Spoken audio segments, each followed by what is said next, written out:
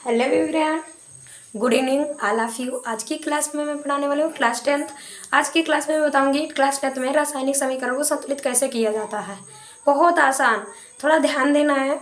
आज की क्लास में यदि मुझे मैं 10th क्लास में पहली बार आए हो तो सबसे पहले मेरे क्लास को सब्सक्राइब करिएगा, इसके बाद देखिएगा। बहुत बेहतर क्लास है, देखिएगा।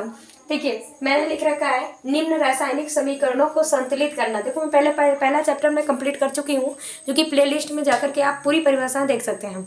लेकिन अब मैं रिवीजन करवा रही हूँ। तो सबसे पहले मैं आज की रिवीजन में आज की क्लास में बताऊंगी रासायनिक समीकरण संतुलित कैसे किया जाता है। क्या बताएंगे? रासायनिक समीकरण को संतुलित कैसे करते हैं, जो कि मैंने रासायनिक समीकरण लिख रखा है। पहला मैंने रासायनिक समीकरण लिखा है HNO3 प्लस CaOH का होल ट्वाइस, जो कि मैंने लिखा है कि नाइट्रिक अम्ल को कैल्शियम हाइड्रोक्साइड के साथ अभिक्रिया कराया है। तो कैल्शियम हाइड्रोक्साइड के साथ अभिक्रिया कराएंगे तो ये क्या बनता है? कैल्शियम नाइट्रेट बनेगा। Calcium nitrate plus H2O। क्योंकि रासायनिक समीकरण बनाने के लिए हमने बताया है, तो आज की क्लास में ओनली संतुलित करना बताऊंगी। देखिए, यहाँ पे देखो ऑक्सीजन कितने हैं? 3 3 2 6। कितने हो गए? 3 2 6। अब एक बात ये भी है कि यहाँ पे देखेंगे कि हाइड्रोजन 1 है और यहाँ पर हाइड्रोजन 2 है। और यहाँ पे देखो 2 ऑक्सीजन और 2 हाइड्रोजन भी है, तो 2 हाइड्रोजन है, यहाँ पे 1 है, तो ये बन गया है 3। तो हम क्या करते हैं इसमें, यदि हम 2 का गुणा करवा दें यहाँ पे, तो अब क्या होता है? 3 दूनी 6, 6 2 8 हो जाएंगे ना भाई। 3 दूनी 6 और 6 2 8 हो जाएंगे। क्या एक रासायनिक समीकरण के नियम होता है कि यदि अभिकारक, जितने अभिकारक के अणु होंगे उतने ही उत्पाद के अणु होंगे, और जितने उत्पाद के अणु होंगे उतने ही अभिकारक के अणु होंगे। जैसे कि ये क्या है? ये पूरा अभिकारक है, ये पूरा क्या है? अभिकारक है। और ये पूरा क्या है? उत्पाद है। तो जितने अभिकारक के अणु होंगे उतने ही उत्पाद के अणु होंगे। यदि अभिकारक के अणु और उत्पाद के अणु बैलेंस नहीं हो रहा है, इसका मतलब यह है कि रासायनिक समीकरण रॉन्ग है, क्योंकि वो संतुलित नहीं हो पा रहा है। बात समझ में आ रही बेटा? तो यह क्या हो जाएगा? 3 दूनी 6 और 6 2 8 हो जाएंगे। क्या हम यहाँ इधर देखते हैं? 3 दूनी 6, तो कितने ऑक्सीजन कमी है? कितने की ऑक्सीजन की कमी है? तो भाई यहाँ पे 3 दूनी 6 और 2 को गुणा करवा देंगे H2O में, तो क्या ये बैलेंस हो जाएगा? हाँ, 3 दूनी 6 और 6 2 8। क्यों?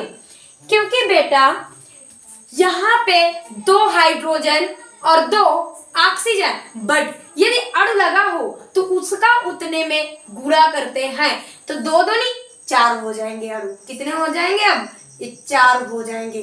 क्लास 10 बात समझ में आ रही है? 2 दूनी 4 हाइड्रोजन हो गए और 2 ऑक्सीजन हो गए। अब यहाँ पे हाइड्रोजन कितने हो गए? 4 हो गए। क्या इधर देखते हैं क्या हाइड्रोजन बैलेंस है? तो 2 और 2 कितने हुए? 4। कितने हुए? 4 हुए। कोई दिक्कत, कोई समस्या? मैंने कहा कि संतुलित करने के लिए सबसे पहले हम जिसके अणु अधिक होते हैं हम उनसे संतुलित करना शुरू कर देते हैं। ठीक है, तो हमने यहाँ पे क्या किया कि सबसे पहले यहाँ पे हमने ऑक्सीजन के अणु देखा, क्योंकि यहाँ पे ऑक्सीजन कितने थे? 3 थे। और यहाँ पे जब हमने देखा 3 और 3 2 6 हुए, तो मैंने इधर देखा कि 3 दूनी 6 और इधर 7, तो इधर 7 है, इधर 6 है। तो हमने क्या किया? 2 का गुणा इसमें करवा दिया हमने। यदि उसमें करवा दोगे तब भी कोई दिक्कत नहीं है। बात समझ में आई ना? उसमें भी करवा दे तो कोई दिक्कत नहीं, करवाना तो वैसे भी पड़ता। तो 3 दूनी 6। अब क्या हाइड्रोजन हमने देखा कि 2 दूनी 4 हाइड्रोजन हो गए। अब 2 हाइड्रोजन ये और 2 हाइड्रोजन ये, तो क्या ये बैलेंस हो जाएगा? 2 दूनी 4, तो पूरा बैलेंस हो जाएगा या नहीं? हो जाएगा ना बेटा? ठीक है, इसके बाद देखिए, सोडियम हाइड्रोक्साइड को सल्फ्यूरिक अम्ल के साथ अभिक्रिया कराया गया है, तो ये Na जो है SO4 के साथ क्रिया बन गया है, तो Na2SO4 बन गया है, और OH और H बचा हुआ है तो H2O बन गया है। ठीक है, अब हम क्या करते हैं, इसको बैलेंस करते हैं। सबसे पहले हम बैलेंस किससे करेंगे, हाइड्रोजन से। हाइड्रोजन है सोडियम से। सोडियम के अणु कितने हैं, 2, इधर कितने हैं, 1। तो हम क्या करते हैं, 2 का गुणा इसमें करवा देंगे। अब 2 सोडियम हो गए, 2 ऑक्सीजन हो गए और 2 हाइड्रोजन हो गए। तो क्या उधर हम देखते हैं 2 सोडियम, 2 ऑक्सीजन, 2 हाइड्रोजन है, हाँ है, लेकिन ऑक्सीजन नहीं है 2। भाई 2 सोडियम सही है, 2 हाइड्रोजन सही है ना। अब 2 ऑक्सीजन नहीं है भाई, इसमें 2 का गुणा करवाइए। करवा दिया हमने, 2 का गुणा किसमें, H2O में। अब एक बात जानिए, अब आपके समझ में आ रहा होगा कैसे, 2 दूनी 4 हाइड्रोजन हो गए। अब यहाँ पे हाइड्रोजन क्या 4 हैं, हाँ है, 2 ये और 2 ये, तो कितने हो गए, 4 हो गए ना, 4 हो गए भाई। बात समझ में आ गई। अब आते हैं दूसरे समीकरण में, तीसरे समीकरण में, NaCl सिल्वर नाइट्रेट, मतलब सोडियम क्लोराइड को सिल्वर नाइट्रेट के साथ अभिक्रिया कराई गई है, तो क्या बनता है, AgCl। कैसे बना हुआ है, Ag जो है Cl के साथ क्रिया करेगा, क्यों, क्योंकि ये पॉजिटिव और ये निगेटिव है, आदान प्रदान की क्रिया करेंगे, तो तब ये बना है AgCl। और सोडियम नाइट्रेट इधर बना हुआ है, क्यों बना है, क्योंकि पॉजिटिव होता है और नाइट्रेट सिंगल नेगेटिव होता है, तो सोडियम नाइट्रेट पूरा बन जाएगा। अब बताइए क्या इसमें अनबैलेंस है, कुछ भी नहीं। सोडियम 1 है, सोडियम 1 है, Ag 1 है, Ag 1 है, Cl 1 है, Cl 1 है, नाइट्रेट 1 है और इधर भी नाइट्रेट 1 है, तो ये पूरी तरह से संतुलित है, इसको हमको संतुलित करने की आवश्यकता नहीं है। अब हम आते हैं चौथे समीकरण में।